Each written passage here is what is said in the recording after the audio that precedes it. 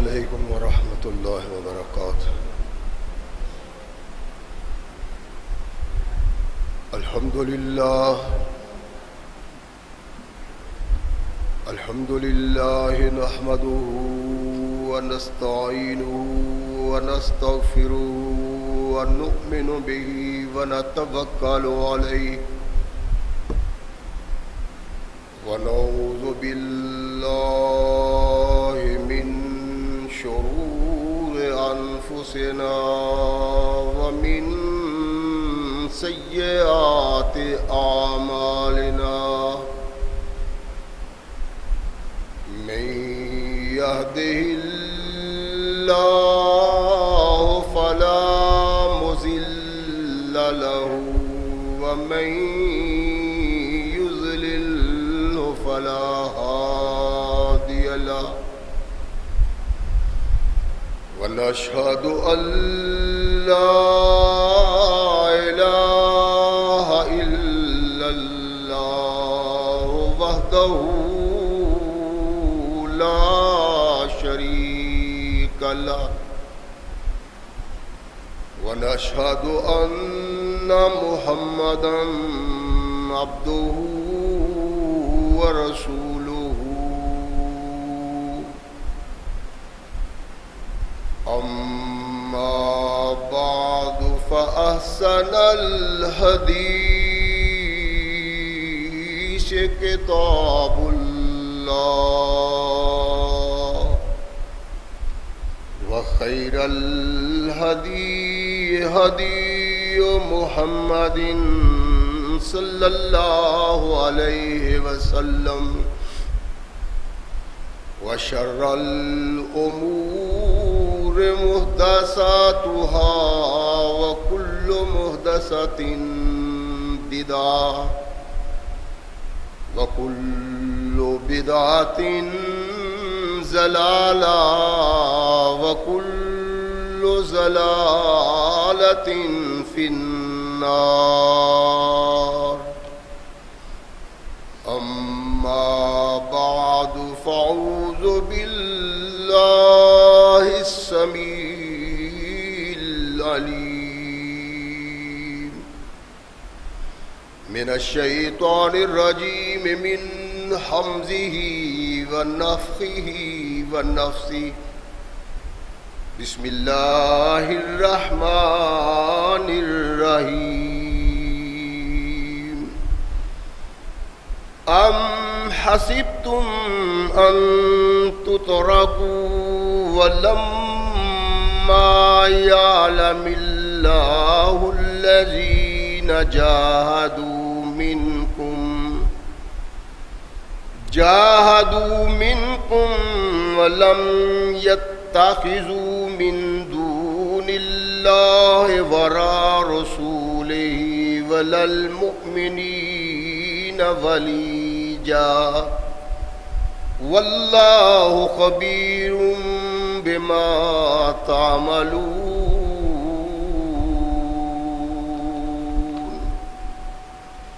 صدق اللہ مولانا العظیم وصدق رسولہ النبی الکریم۔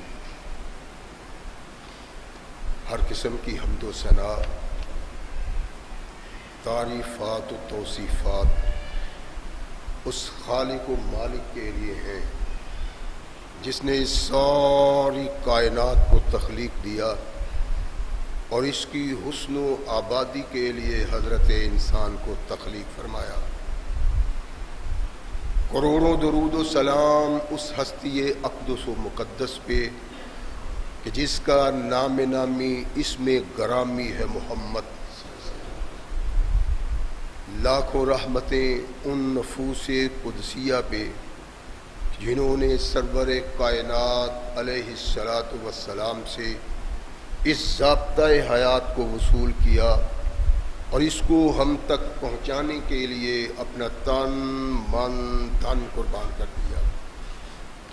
اللہ کی یہ بہت بڑی کرم نوازی ہے کہ اس نے اس ضابطۂ حیات کو ہم تک پہنچانے کے لیے ایسے مضبوط ذرائع اور اسباب استعمال فرمائے کہ ان کی موجودگی میں ہم ببانگ دہل کہہ سکتے ہیں کہ یہ ضابطۂ حیات جو آج ہمارے ہاتھوں میں موجود ہے، یہ وہی دستور العمل ہے جو آج سے کم و بیش 1450 سال پہلے نبی کائنات اور رسول ثقلین حضرت محمد رسول اللہ صلی اللہ علیہ وآلہ وسلم پہ انسانوں کی رشد و ہدایت کے لیے نازل ہوا۔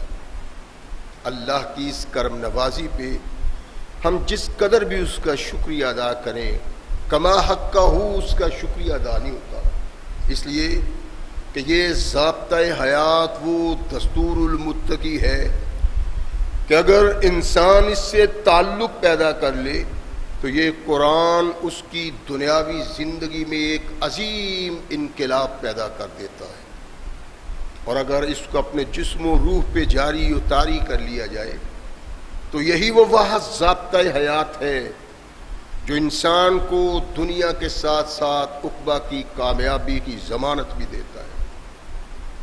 مگر سدیف ایسے ضابطۂ حیات کی موجودگی کے باوجود آج ہم تختہ عرض پہ اتنی بدنصیبی کی زندگی بسر کر رہے ہیں کہ شاید کوئی قوم تختہ عرض پہ اتنی بدنصیب نہ ہو، اور ہم نے کبھی غور و فکر کی بھی کوشش نہیں کی کہ آخر ہماری اس ذلت و نکبت کا سبب کیا ہے۔ چند لمحے اپنے اندر جھانکا جائے تو رہنمائی مل جاتی ہے کہ ہماری اس بد نصیبی کا سبب کیا ہے۔ اللہ کا قرآن محمد رسول اللہ پہ نازل ہوا، رحمت کائنات علیہ الصلاۃ والسلام نے لوگوں کو آواز دی کہ ایھا الناس، اے لوگو اللہ سے تعلق پیدا کرو جو کائنات کا خالق و مالک ہے۔ وہی ایسی ذات ہے جس کے اختیار میں سب کچھ ہے، اس کے علاوہ کسی کے اختیار میں کچھ نہیں۔ تو وہ لوگ محمد رسول اللہ کی یہ آواز سن کے اللہ کے نبی علیہ الصلوۃ والسلام کے خلاف اٹھ کھڑے ہوئے کہ کیسی باتیں کر رہے ہو، ہمیں کیا سنا رہے ہو؟ آج تک ہم نے اپنے آباء و اجداد سے یہ بات نہیں سنی، تو ایک جدا ہی دین لے آیا ہے، عجیب دین ہے تمہارا، سب کچھ ایک ہی اختیار میں ہے۔ یہ جو ہمارے ہیں یہ بھی اللہ کے بنائے ہوئے ہیں، کچھ اختیار اللہ کے پاس ہے اور کچھ اللہ نے ان کو دیا ہوا ہے۔ اللہ کے نبی نے ارشاد فرمایا نہیں، جہاں اللہ کے نبی علیہ الصلوۃ والسلام کے خلاف بڑی قوتیں کھڑی ہو گئی کہ یہ تبلیغ ہم نے نہیں کرنے دینی، یہ نظریہ ہم نے بیان نہیں کرنے دینا، یہاں بیان وہی ہوگا جو ہمارے آباء و اجداد کی سوچ اور فکر ہے۔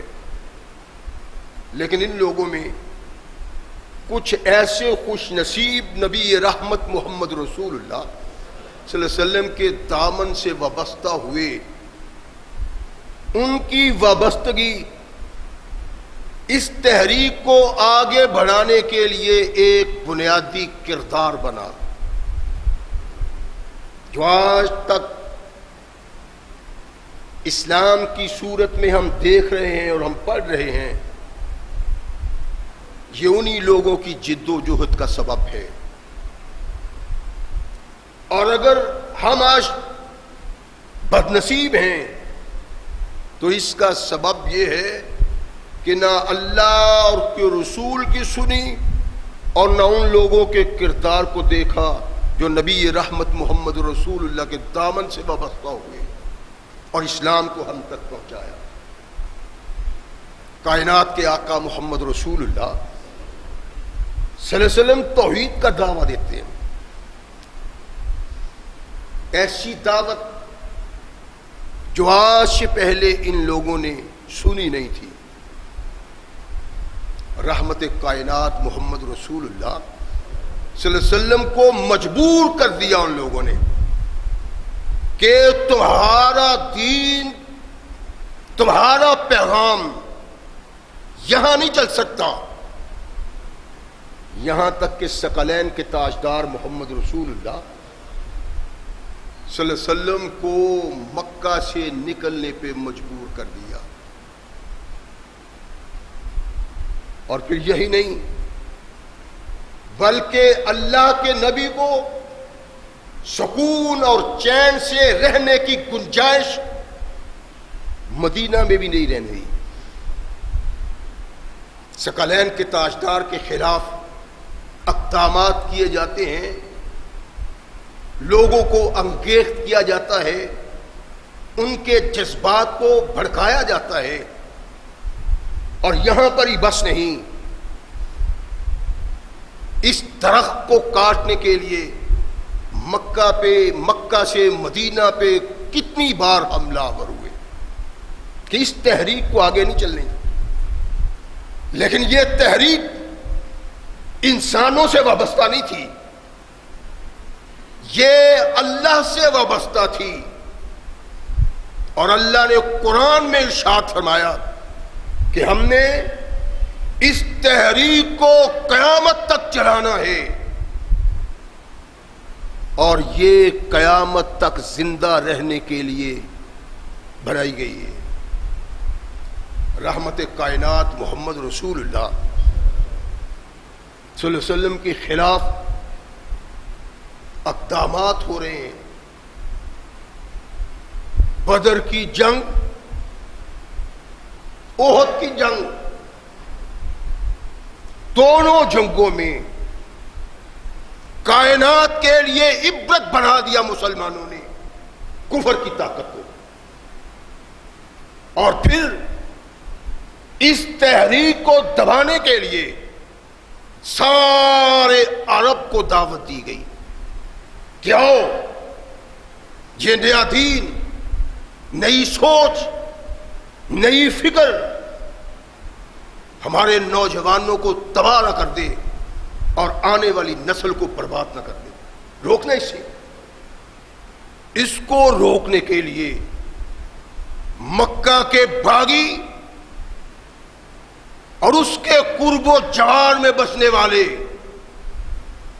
تحریک محمد کے مخالف سب اکٹھے ہوئے، اور اب سوچ یہ تھی کہ جب تک اس کو تباہ اور برباد نہیں کر دینا تب تک واپسی اپنے گھر کو ناممکن ہے۔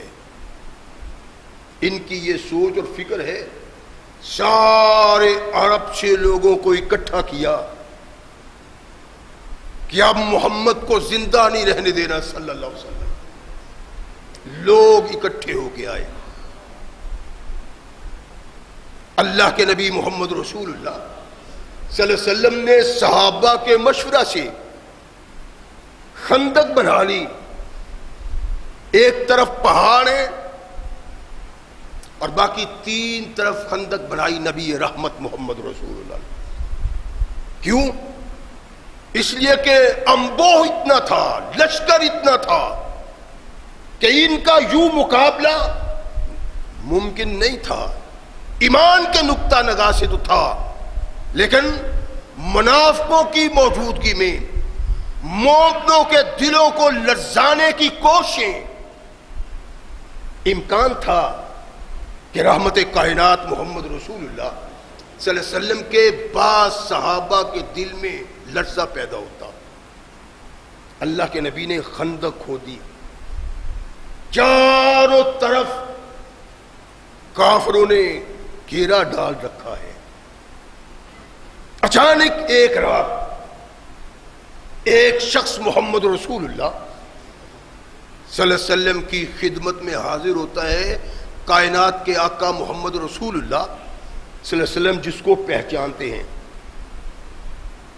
جو رسول اللہ کو جانتا ہے، اس کا دل ہر وقت مچلتا تھا، یہ سمجھتا تھا کہ محمد جو کچھ کہتے ہیں صلی اللہ علیہ وسلم، اس میں کوئی کمی نظر نہیں آتی، اس میں کوئی جھوٹ نظر نہیں آتا، جو کہتے ہیں سچ ہے۔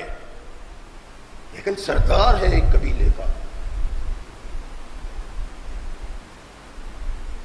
سریعام نہیں چاہتا کہ وہ اس بات کا اعلان کرے اور پھر اپنی قوم کے نزدیک معتوب بن جائے۔ اس دور میں کائنات کے آقا ثقلین کے تاجدار محمد رسول اللہ آئے، جس دور میں ایسے لوگ بستے تھے جو سمجھتے تھے کہ محمد سچ کہتے ہیں صلی اللہ علیہ وسلم، لیکن قیادت، چودراہٹ اور ری کے سبب ایمان لانے کے لیے تیار نہیں تھے۔ یہ بھی انہی لوگوں میں سے رحمت کائنات محمد رسول اللہ صلی اللہ علیہ وسلم کے پاس آیا، اللہ کے نبی نے پہچانا، ارشاد فرمایا نعیم تم کیسے؟ عرض کرنے لگا محمد صلی اللہ علیہ وسلم میں آپ پہ ایمان لانے کو آیا ہوں، دل کہتا ہے، سمجھ آتی ہے تم سچ کہتے ہو، تمہارا پیغام اپنا نہیں اللہ کا پیغام ہے، اور سمجھ آتی ہے کائنات کا تنہا مالک اللہ کی ذات ہے، باقی کسی کی کوئی حیثیت نہیں۔ لیکن دل میں کچھ نہ کچھ پایا جاتا تھا جس سبب آج تک آپ کے ہاتھ پہ آ کے توحید و سنت کی بیعت نہیں کی۔ رحمت کائنات محمد رسول اللہ صلی اللہ علیہ وسلم سے عرض کرتا ہے کہ انی اسلمت، یا رسول اللہ میں نے اسلام قبول کر لیا ہے، وَإِنَّ قَوْمِي لَا يَعْلَمُوا بِإِسْلَامِي، میری قوم میرے اسلام کے متعلق نہیں جانتی۔ حاضر اس لیے ہوا ہوں، اگر کوئی حکم ہے تو مجھے دیں۔ غور فرمانا ہے صحابہ کے کردار پر، اور صحابہ کو اللہ نے بھیجا ہے، اور اللہ کے بھیجے ہوئے یہ لوگ کیسے ہوتے ہیں۔ یا رسول اللہ میری قوم کو علم نہیں، میں ایمان لے آیا ہوں، اب گزارش یہ ہے کہ میرے لیے کوئی حکم ہے تو ارشاد فرمائیں۔ اس بات کا مقصد کیا تھا کہ محمد صلی اللہ علیہ وسلم آپ پہ ایمان لانے کے بعد تمام کائنات کی طاقتوں سے رشتہ ٹوٹ جاتا ہے۔ اگر آپ کا حکم ہو تو اپنی قوم کے خلاف اقدامات کروں، ان کو خیرہ خیرہ کروں، افتراق پیدا کر دوں ان کے درمیان، جو آپ کے خلاف آپ کے قتال کے لیے آئے ہیں ان کی تلواریں آپس میں چلوا دوں، اس لیے کہ محمد کو ماننے کے بعد کائنات کی کسی طاقت سے کوئی رشتہ باقی نہیں رہتا۔ ایمان لایا ابھی نبی رحمت محمد رسول اللہ صلی اللہ علیہ وسلم کے صحابہ کے کردار پہ غور کرنا ہے۔ قوم سے کوئی تعلق نہیں، رشتہ داروں سے کوئی تعلق نہیں، خاندان سے کوئی تعلق نہیں، قبیلہ سے کوئی تعلق نہیں۔ اگر چاہیں تو ان آنے والوں کی تلواریں ایک دوسرے کے خلاف چل جائیں۔ ارشاد فرمائیں کیا چاہتے ہیں؟ اس کے جذبات تھے اپنے، یہ کائنات کے آقا محمد رسول اللہ صلی اللہ علیہ وسلم سے وابستگی کے بعد مسلمانوں کو بتلانا چاہتا تھا کہ جو اللہ کے نبی سے وابستہ ہو جاتا ہے اس کے لیے تنہا اللہ کا نبی رہ جاتا ہے، باقی کوئی نہیں کائنات۔ رحمت کائنات محمد رسول اللہ کائنات کے عظیم حکیم تھے، دانا۔ رحمت کائنات علیہ الصلوۃ والسلام نے اس کو اس کے خاندان کے متعلق، قبیلے کے متعلق نہیں کہا۔ ارشاد فرمایا تیرے ایمان لانے کا نعیم کسی کو علم نہیں ہے، تم ایسا کر سکتے ہو تو پھر کرو، ان تمام لشکریوں میں افتراق پیدا کر دو۔ عرض کی اللہ کے نبی جب جان سپرد کر دی ہے آپ کے، جان دی ہوئی اسی کی تھی، حق تو یہ ہے کہ حق ادا نہ ہوا، آج حق ادا کروں گا۔ ارشاد فرمائے لیکن اللہ کے نبی ایک بات ہے کہ اگر میں ان کو آپس میں لڑانا چاہوں تو اس میں کچھ ایسی بھی باتیں کرنی پڑیں گی جو سچ نہیں ہے، بنا کے کرنی پڑیں گی۔ فرمایا ان الحرب خدعۃ، جنگ تو کہتے ہی اس کو ہے کہ دوسرے کو اندھیرے میں رکھا جائے، چکمہ دیا جائے، تم کہو کرو جا کے، یہ تمہارا جھوٹ نہیں، یہ اللہ کے دین کی مدد اور محمد کی مدد کر رہا ہے صلی اللہ علیہ وسلم۔ کام کوئی معمولی نہیں تھا، سارا عرب اکٹھا ہو کے آ گیا تھا۔ اگر احساس ہو جاتا کسی کو کہ نعیم ساری قوم کو لڑا کے مروانا چاہتا ہے تو اس کا انجام موت تھا، لیکن اس نے فکر نہیں کی، اس لیے کہ محمد کا حکم ہے صلی اللہ علیہ وسلم۔ جب ان کا حکم ہوا تو پھر جان ایک کیا لاکھوں جانے سب قربان ہیں، یہ محمد رسول اللہ کے صحابہ کا نظریہ ہے۔ اللہ کے نبی جاتا ہوں، اور یہ نعیم جو ہیں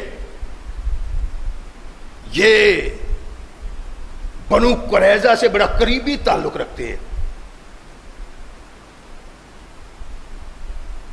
ان کے پاس گئے، اور بنو قریظہ وہ ہے جس نے محمد رسول اللہ سے غدر کیا ہے، معاہدہ کیا ہوا تھا ہم آپ کے ساتھ ہیں، آپ کے خلاف کسی کا ساتھ نہیں دیں گے، لیکن جب دیکھا کہ سارا عرب اکٹھا ہو کے آ گیا ہے، اب محمد کا محفوظ رہنا مشکل ہے۔ یہ یہودی تھے اور اللہ کے نبی کے محبوب، کمزور ہونے کے باوجود، کم ہونے کے باوجود یہ سمجھتے تھے کہ کائنات کی تمام طاقتیں مل جائیں تب بھی وہ محمد کے غلاموں کا بال پیکا نہیں کر سکتے۔ ایمان کی بات ہے، ایمان ہو تو پھر ایسا ہوتا ہے، ایمان اندر نہ ہو تو پھر ایسا ہوتا ہے جیسا ہم سے ہو رہا ہے۔ ان کے پاس گیا کہ دیکھو میں تمہارا ہمدرد ہوں، تمہیں پتہ ہے یہ کعب بن سعد سردار تھا بنو قریظہ کا، اس کا عام طور پہ مہمان رہا کرتا تھا، آ کے رہنا کھانا پینا اسی کے پاس، اور جب واپس اپنے علاقے میں جانا تو پھر ان لوگوں نے اس کو کھجوریں دینی کہ جاؤ اپنے متعلقہ لوگوں میں بھی تقسیم کرنا، اتنا تعلق ہے ان کے ساتھ، بنو قریظہ کے ساتھ۔ انہیں کہتا ہے تمہیں میرے تعلق کا پتہ ہے؟ ہاں، کہا میں نے چاہا کہ جو میں حق اور سچ سمجھتا ہوں تمہارے لیے خطرناک سمجھتا ہوں، تمہارے لیے تباہی اور بربادی کا پیغام سمجھتا ہوں، تمہیں اس سے مطلع کر دوں۔ کہنے لگے تو ہمارا ہمدرد ہے، بتلاؤ۔ کہنے لگا کبھی تم نے سوچا ہے، غور کیا ہے اس بات پہ کہ اگر مکہ والے، مکہ کے ارد گرد بسنے والے، غطفان والے واپس چلے گئے تو تمہارا کیا بنے گا؟ اگر محمد پہ غلبہ حاصل کر لیا، مال و دولت چھینیں گے، جھپٹیں گے، لیکن اگر دوسرا کام ہوا تو پھر یہ بھاگ جائیں گے، تم تنہا رہ جاؤ گے اور پھر تم محمد کا مقابلہ نہیں کر سکتے۔ رحمت کائنات محمد رسول اللہ صلی اللہ علیہ وسلم پہ ایمان لانے کے بعد زیادہ لمحات اللہ کے نبی کے پاس نہیں ٹھہرا۔ عرض کرنے کا مطلب ہے صحابہ اللہ کا انتخاب تھا، ہر صحابی کا دل اور دماغ اس مقام پہ تھا کہ کوئی دوسرا ان کی عقل و فکر کا مقابلہ نہیں کر سکتا تھا۔ بڑے دانا یہودی، بڑے سمجھدار، آج بھی یہی ہے کہ جتنے فریب کار سازشی دانا یہودی ہیں اتنی کوئی قوم نہیں، لیکن ساری قوم میں بیٹھ کے محمد الرسول اللہ کا صحابی کہتا ہے اب مر جاؤ گے، وہ چلے جائیں گے، تم تنہا رہ جاؤ گے، اس لیے کہہ رہا ہوں ساری زندگی تم سے محبت اور پیار کی پینگیں چڑھائی ہیں، اب چاہتا ہوں وہ بات تمہیں بتلا دوں جس بات سے اعراض کی بنا پہ تمہارے لیے تباہی کے بادل چھا جائیں گے۔ یہ تو چلے جائیں گے، دور دراز کے رہنے والے ہیں، تم کیسے محمد کا مقابلہ کرو گے صلی اللہ علیہ وسلم؟ کہنے لگے بات تو تیری صحیح، پھر ہم نے تو قریش سے عہد کیا ہے۔ کہنے لگا ٹھیک ہے، لیکن میں تو بطور ہمدرد کہہ رہا ہوں تمہاری تباہی اور بربادی ہوگی، وہ لوگ چلے جائیں گے، اب کریں کیا؟ عہد ہے ہمارا۔ نعیم کہتے ہیں کہ دیکھو پیغام بھیجو انہیں کہ اپنے نوجوان سرداروں کی اولاد بطور رہن تمہارے پاس رکھیں، بطور ضمانت۔ اگر وہ لوگ بھاگ بھی جائیں، چلے بھی جائیں، فیصلہ نہ بھی ہو تو کم از کم اگر تم پہ محمد حملہ ور ہوگا صلی اللہ علیہ وسلم تو یہ لوگ اپنی اولاد کو بچانے کے لیے تو آئیں گے نا، اس لیے مطالبہ کرو ان سے کہ وہ کچھ نوجوان تمہارے پاس گروی رکھیں، رہن رکھیں بطور ضمانت کہ اگر کبھی وقت آیا تو وہ دوبارہ آئیں گے تمہارا دفاع کرنے کے لیے۔ رحمت کائنات محمد رسول اللہ صلی اللہ علیہ وسلم کا محبوب جو چند لمحے محمد رسول اللہ کے پاس بیٹھا ہے، غور یہ کرنا ہے کہ اللہ کے نبی سے تعلق انسان میں انقلاب پیدا کرتا ہے، اگر انقلاب نہیں اس کو اپنے ایمان پہ غور و فکر کرنی چاہیے۔ اچھا تمہاری بات تو صحیح ہے، ان سے کریں گے۔ ان سے فارغ ہوئے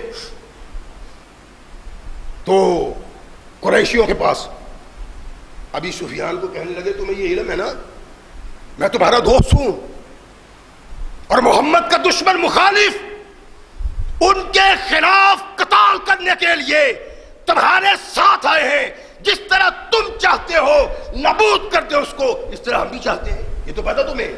کہنے لگا ہاں ہمارے ساتھ ہی آئے ہو۔ کہنے لگا پھر میرے لیے ضروری تھا کہ ایک جو اطلاع میرے کانوں تک پہنچی ہے تم تک پہنچاؤ۔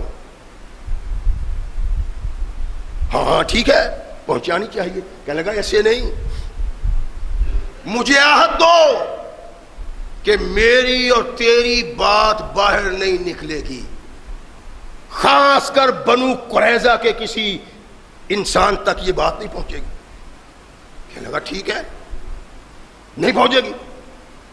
کہنے لگا تو پھر سنو، اور جو بنو قریظ والے ہیں نا وہ پچھتا رہے ہیں محمد سے ہاتھ توڑ کے صلی اللہ علیہ وسلم۔ کیا کہہ رہے ہو؟ کہنے لگا ہاں تمہیں پتا ہے میں بنو قریظ کی ہر ہر بات سے آگاہ ہوں، اس لیے کہ ان کے سردار سے میرا تعلق ہے۔ انہوں نے محمد کو پیغام بھیجا صلی اللہ علیہ وسلم کہ انا قد ندمنا علی ما فعلنا، جو ہم نے کیا ہے محمد صلی اللہ علیہ وسلم ہم اس پہ نادم ہیں، کیا ہماری توبہ ہو سکتی ہے؟ اور اس توبہ کو ایفائے عہد ہم ایک دلیل کے ساتھ وابستہ کرتے ہیں، اگر تمہاری سمجھ میں آ جائے۔ کہنے لگا کیا؟ کہنے لگا ان لوگوں نے محمد کو کہا ہے صلی اللہ علیہ وسلم کہ تمہارے بڑے بڑے سردار، تمہارے قائد، اگر محمد ہم گرفتار کر کے تمہیں لا دیں اور تم ان کو قتل کر دو اور پھر باقی کے آنے والوں کے خلاف تمہارے ساتھ مل کے جنگ کریں گے، کیا ہماری وفا پہ تمہیں یقین آ جائے گا؟ کہنے لگا پھر محمد نے یہ پیغام دیا واپس کہ ہاں ٹھیک ہے، تو سن لو، تمہارے خلاف بنو قریظہ نے بدعہدی کی ہے اور محمد سے بدعہدی کرنا، آج اس کی وفا کرنے کو تمہارے بڑے لوگوں کا تم سے مطالبہ کریں گے، جب تم ان کے سپرد کر دو گے وہ محمد کے سپرد کر دیں گے تاکہ وہ ان کو قتل کر دیں۔ اور کہنے لگا فلا تدفعوا الیہم منکم رجلا واحدا، ایک آدمی بھی ان کو نہ دینا، جو تمہارا بندہ ان کے ہاتھ میں آئے گا وہ محمد کے قیدی کی صورت میں وہاں جائے گا اور پھر اس کو قتل کر دیا جائے گا۔ بڑا پریشان ہوا، نہیں یہ نہیں ہو سکتا، وہ یہودیوں نے تو ہمیں بلایا ہے، انہوں نے تو ہمیں بھڑکایا ہے، وہی تو ہمیں لے کے آئے۔ کہنے لگا میں نے تمہاری ہمدردی کے تحت جو پیغام تک پہنچانا تھا میرے کانوں نے جو سنا ہے وہ یہی ہے۔ اور پھر ان کو چھوڑا بنو غطفان کے پاس، اپنے قبیلے کے پاس۔ کہنے لگا دیکھو انقلاب آ گیا ہے، کام خطرناک ہے، تمہیں پتہ ہے کہ میں تم سے ہوں، میرا دل و جان تمہارے ساتھ ہے، اپنے قبیلے کے لیے کٹنا اور مرنا قابل فخر سمجھتا ہوں، لیکن اب جو نیا کام سامنے آیا ہے نا وہ یہ ہے کہ بنو قریظہ جنہوں نے محمد سے بدعہدی کی تھی صلی اللہ علیہ وسلم، وہ اپنے کیے پہ نادم ہیں اور انہوں نے پیغام بھیجا ہے محمد رسول اللہ کو کہ اگر ہم بنو غطفان اور قریشیوں کے بڑے بڑے سردار لے کے آپ کے ہاتھ دے دیں، آپ ان کو قتل کر دیں، تو کیا ہماری توبہ قبول ہو جائے گی؟ تو محمد نے کہہ دیا ٹھیک ہے صلی اللہ علیہ وسلم، اب یہی ہوگا۔ نعیم نے اپنا کام کیا، اب وہ منتظر ہے، انتظار میں ہے کہ اس کا نتیجہ کیا نکلتا ہے۔ زیادہ وقت نہیں گزرا کہ ابی سفیان نے اکرمہ کو بنی غطفان سے کچھ لوگوں کو لیا کہ بنو قریظہ کے پاس جاؤ، یہ کیا نئی چیز سامنے آ رہی ہے۔ نعیم نے بنو قریظہ سے بھی لمبا چوڑا حد لیا تھا، ابی سفیان سے بھی، اپنے قبیلہ والوں سے بھی، کہ میرا نام نہیں لینا، کام وہ کیا جو دنیا میں کوئی ذی شعور عقل مند کر نہیں سکتا۔ اس نے کیوں کیا؟ اس کا سبب کیا تھا؟ دامن محمد الرسول اللہ سے وابستہ ہونا، اللہ کے نبی کے ساتھ چند لمحات بیٹھنا، تعلیم نہ ہو، اللہ دل میں وہ نور پیدا کرتا ہے، وہ کردار پیدا کرتا ہے، انقلاب آتا ہے، اور کائنات کا کوئی دوسرا انسان محمد کے صحابی کا مقابلہ کر ہی نہیں سکتا۔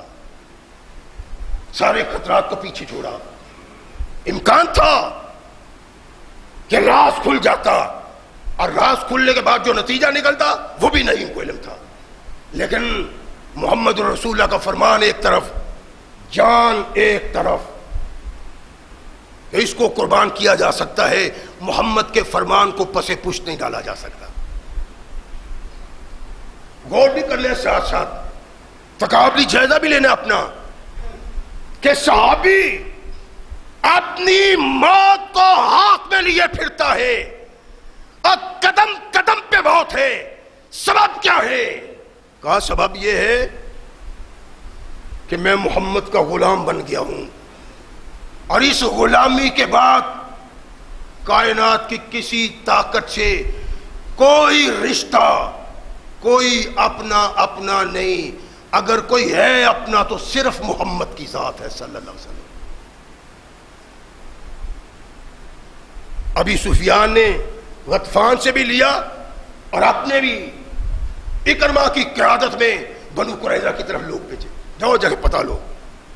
پتہ لیا تو کہنے لگے دیکھو بھائی، ہم نے یہ ارادہ کر لیا ہے کہ اب صبح کو یہ کام ختم ہونا چاہیے، 1 مہینہ ہو گیا ہمیں یہاں آ کے بیٹھے، بات کسی طرف لگتی نہیں، اب صبح تم مدینہ کے اندر سے اور ہم باہر سے حملہ آور ہوں گے، اور پھر اس فساد کو ختم کر دیا جائے گا، محمد کی تحریک کو کچل کے رکھ دیا جائے گا۔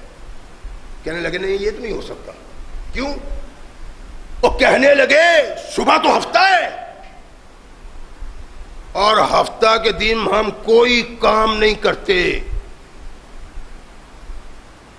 اس لیے کہ ہمارے بڑوں نے ہفتہ کی نافرمانی کی، اللہ نے بندر اور سور بنا دیا تھا، ہم اتنا خطرہ نہیں لے سکتے کہ تمہارے کہنے پہ ہم محمد کے خلاف قتال کریں۔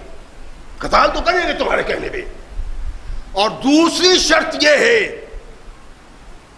کہ اگر فتح ہوئی تو سب فتح میں شریک، اور اگر شکست ہوئی تم مکہ بھاگو گے، 300 میل سے زیادہ سفر غطفان میں، ہم تنہا یہاں محمد کا مقابلہ نہیں کر سکتے صلی اللہ علیہ وسلم۔ پھر کہنے لگے کہ کچھ اپنے آدمی ہمارے پاس بطور رہن رکھو، سوچ دیکھیں، کردار دیکھیں، انقلاب دیکھیں۔ اللہ کے نبی محمد رسول اللہ صلی اللہ علیہ وسلم کا وہ محبوب جو چند لمحات بیٹھا، اس نے کائنات کے آقا محمد رسول اللہ کے لیے کیا قربانی دی؟ ابتدا میں عرض کیا تھا نا، اس نے کہا میرے آقا، میرا خاندان، میرا قبیلہ، عزیز و اقارب، ان کی کوئی حیثیت نہیں، چاہے تو ان کو آپس میں باہم دست و گریباں کر دوں۔ رحمت کائنات محمد رسول اللہ صلی اللہ علیہ وسلم سے تعلق کے بعد ساری کائنات بیگانہ ہو گئی، اگر کوئی اپنا ہے تو وہ محمد رسول اللہ کی ذات ہے۔ وہ کہنے لگے اچھا یہ تو نعیم کی بات سچ ہوئی۔ بنو غطفان کو پیغام بھیجا کہ تمہارے ساتھ جنگ تب کریں گے جب تم اپنے سردار ہمارے پاس بطور گروی رکھو گے، اگر شکست ہو گئی یا تم واپس چلے گئے تو ہم محمد کا مقابلہ کیسے کریں گے صلی اللہ علیہ وسلم؟ جب تمہارے بڑے ہمارے پاس ہوں گے، بڑوں کی اولاد، نوجوان، ان کے بچے ہمارے پاس ہوں گے، تو ہمارے لیے نہیں، کم از کم ان کے لیے تو آؤ گے نا، اس لیے ذہن رکھنا ہے۔ غطفانیوں نے بھی کہا کہ نعیم کی بات ٹھیک تھی، اور بنو قریظہ نے کہا کہ نعیم تو ہم سے سچ ہی کہتا تھا۔ نعیم کیا کہتا تھا؟ اس کے کہنے کا سبب کیا تھا؟ صرف کائنات کے آقا محمد رسول اللہ کی سربلندی، افتخار، اسلام کے جھنڈے کو بلند کرنا، اپنے ہمیشہ کے وفاداروں سے وفاداری کا رشتہ توڑ لیا، اس لیے کہ یہ محمد کے مخالف ہیں، اور مومن کے نزدیک محمد کا مخالف رشتہ دار نہیں ہوتا۔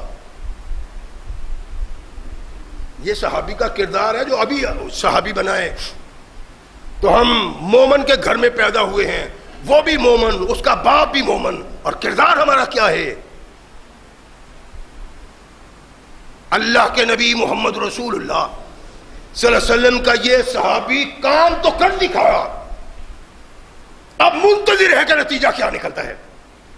اور ظاہر ہے جب اختلاف ہوا، دو دوستوں میں، چار تعلق داروں میں اختلاف ہوتا ہے تو پھر ایک مجلس بیٹھتی ہے جو کسی نتیجہ پہ پہنچنے کے لیے طرفین کی باتیں سنتی.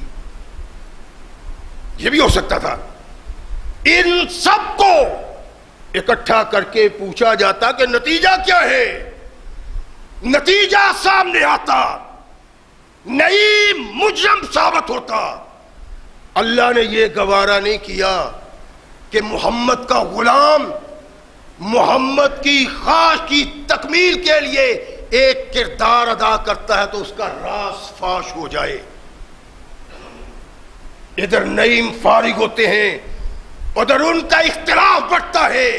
اللہ سرد تاریک ہوا تاریک رات میں بھیجتا ہے، اتنی ٹھنڈی اتنی تند و تیز کہ ان کے سارے برتن، ان کے گھوڑے، ان کے اونٹ، ان کی خیبوں کی تنابیں، ان کی آگ اٹھتی ہے اور بجھتی چلی جاتی ہے. پریشان ہو گئے، یہ کیا ہوا اچانک؟ یہ تمہیں نہیں پتا، یہ اللہ نے محمد کے غلام کے راز کو راز رکھنا تھا. جو محمد کا ہوتا ہے اللہ اس کا ہوتا ہے، اور جو کائنات کے آقا محمد الرسول اللہ سے غدر کرتا ہے اللہ اس پہ وہ نحوست نازل کرتا ہے جو آج مسلمانوں پہ نازل ہے. اور یہ شخص اللہ کے نبی پہ ایمان لانے کے بعد سلام اپنے ساتھیوں میں جا کہتا ہے، اور پھر خود جہاد نہیں کیا، اپنے قبیلہ کے 20 لوگ لا کے محمد رسول اللہ کے قدموں میں رکھ دیے. یہ کردار ہے محمد رسول اللہ کے ساتھ. اور یہی نہیں، اسی کردار کا حامل جو میں نے آیا مقدسہ تلاوت کی تھی، ایک اور صاحب اللہ کے نبی محمد رسول اللہ عمرہ کی غرض سے جا رہے ہیں. حدیبیہ کے مقام پہ روک دیا کہ نہیں جی آپ نہیں آ سکتے. اور کردار محمد رسول اللہ کے صحابہ کا وہ ہے، اللہ کی قسم اگر دیانتدار دل ہے، دل میں غیرت ہے تو انسان سبحان اللہ پکار اٹھتا ہے. اللہ کے نبی نے پیغام بھیجا کہ دیکھو ہم لڑنے کے لیے نہیں آئے، ہم تو صرف کعبۃ اللہ کا دیدار کرنے کے لیے آئے ہیں، عمرہ کرنے کے لیے آئے ہیں. انہوں نے کہا نہیں، ہم مر جائیں گے، کٹ جائیں گے، محمد کو مکہ میں قدم نہیں رکھنے دیں گے. کچھ عقل مند صاحب سہم و فراست لوگ کہتے ہیں کہ دیکھو انکار باقی وہ انداز ہوتا ہے، تم کیا انداز اپنائے ہوئے، ان سے بات کرنی چاہیے. عروہ بن مسعود مکہ میں ہے اور مکہ والوں کا بہت زبردست حامی. اگر کبھی کوئی تکلیف پریشانی ان کو پیش آتی ہے وہ سب سے پہلے آگے ہوتا ہے.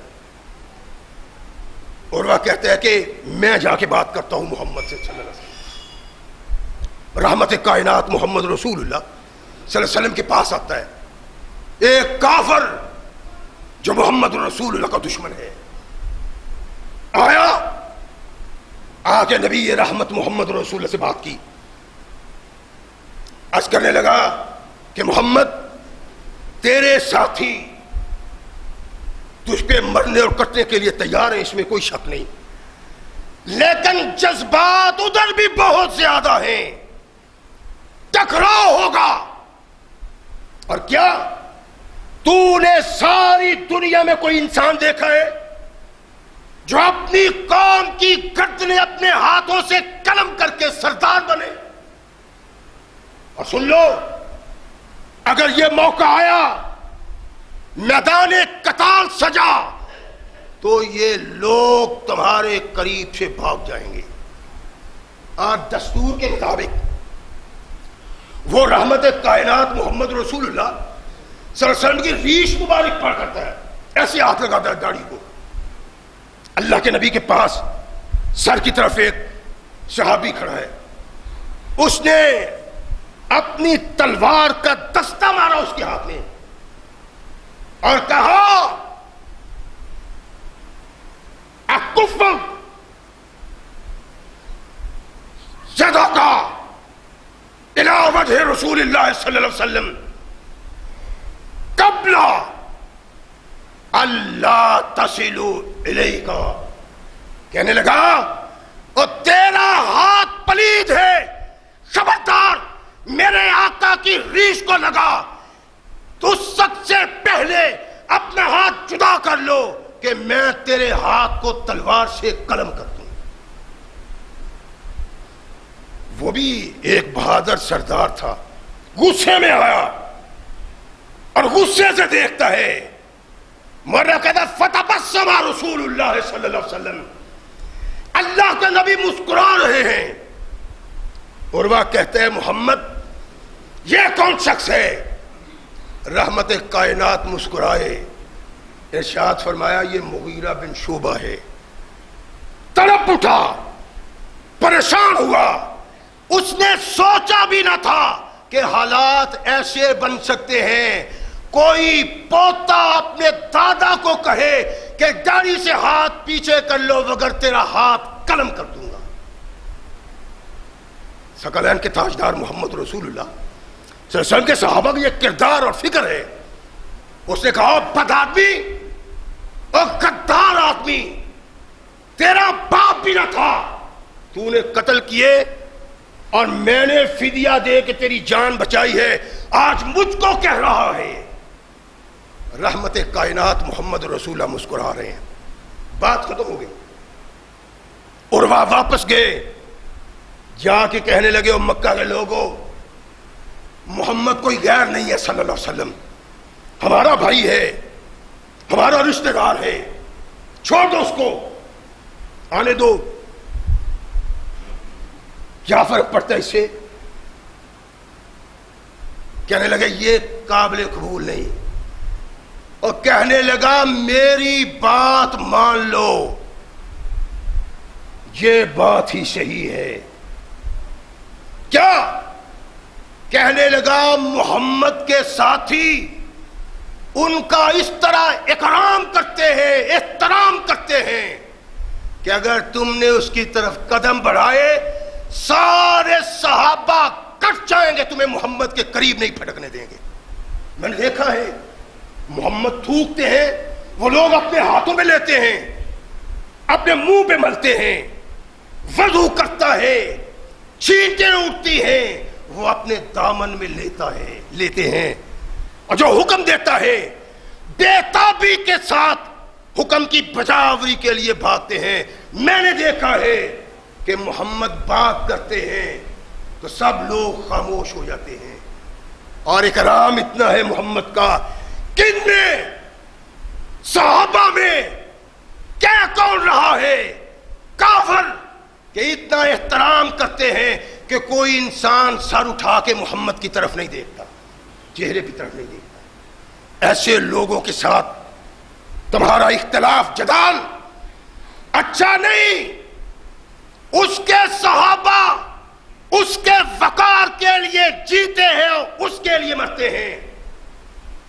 اللہ کی قسم ما رأیت ملکا فی قومہ قط مثل محمد فی اصحابہ.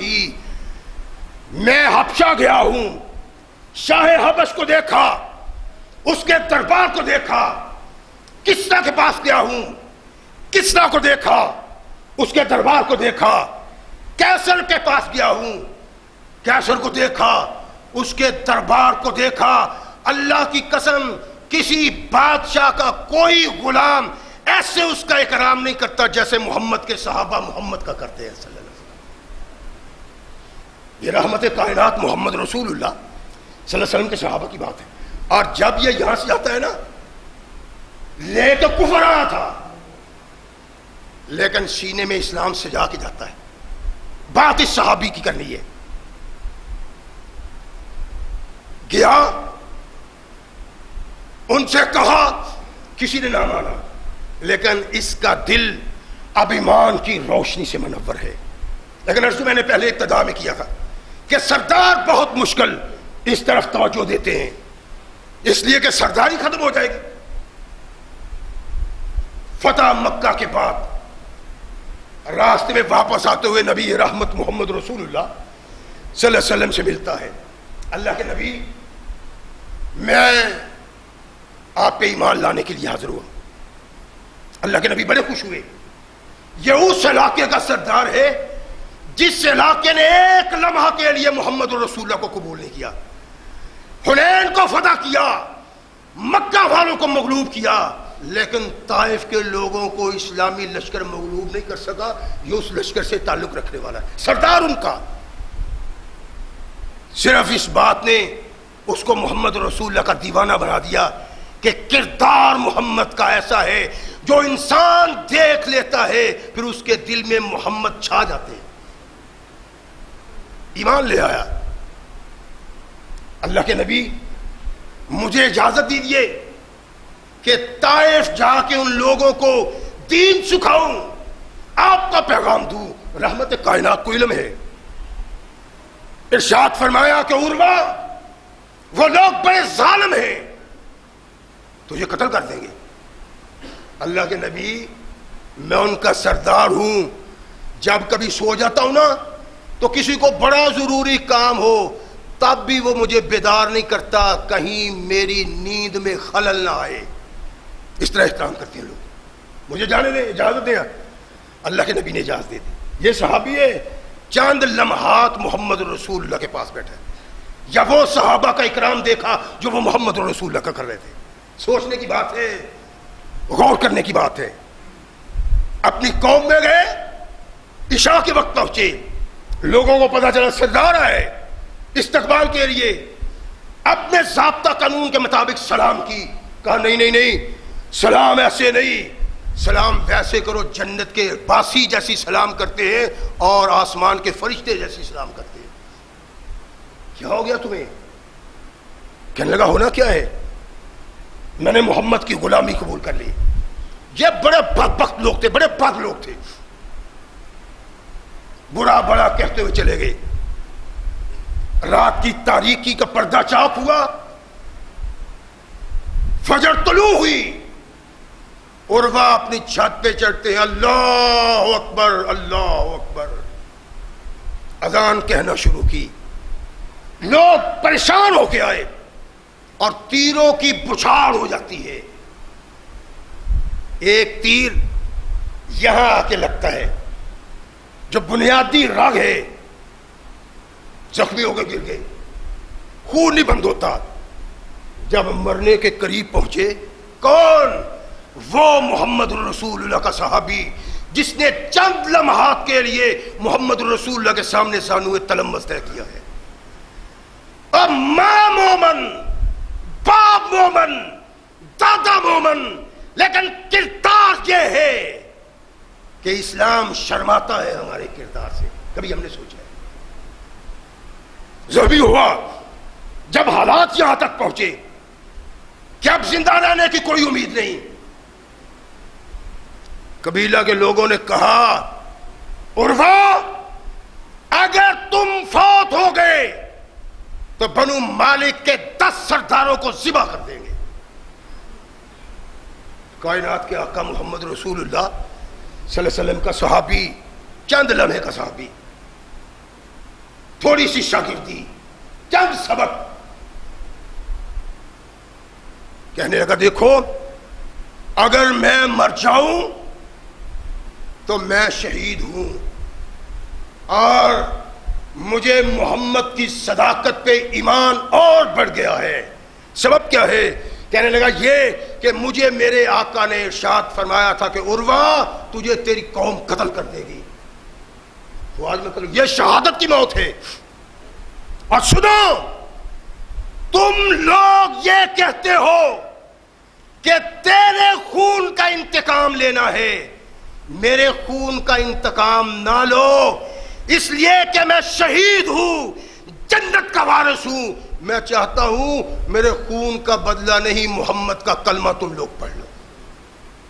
صحابی رسول کے اس کردار کو دیکھا، جن لوگوں کو جنگ نے مغلوب نہ کیا، طاقت نے مغلوب نہ کیا، وہ آقا کائنات محمد رسول اللہ صلی اللہ علیہ وسلم کے ایک صحابی کے کردار کو دیکھ کے محمد رسول اللہ پہ توحید و رسالت کی جا کے بیعت کر لیتے. صحابہ یہ ہیں، اور یہ کردار ہے صحابہ کا، جس کردار کے متعلق اللہ نے کہا کہ آمنو کما آمن الناس. دل میں ایمان، دل میں جذبہ، دل میں یقین، اور پھر اس کے مطابق زندگی بسر کرنا. ایک کردار، ایک عمل انسان کو جنت میں لے جاتا ہے. جو انسان اللہ اور رسول کے لیے معاشیے کے خلاف بغاوت کر کے ٹکرانے کا جذبہ پیدا کرتا ہے، اور پھر سنت کے لیے جان دینے کو تیار ہو جاتا ہے. سنت کو زندہ رکھنا ہی اس کی زندگی، اور سنت کو زندہ رکھنا ہی اس کی موت ہے. یہ محمد کے صحابہ ہے، اور اللہ کہتے ہیں کہ ایسا ایمان مجھے مطلوب ہے. جو ایسا ایمان لے کے آئے گا میں اس کو جنت کے دروازے کھول کے جنت میں داخل کر دوں گا. اللہ ہمیں صحیح مومن بننے کی توفیق عطا فرمائے. وآخر دعوانا الحمدللہ رب العالمین.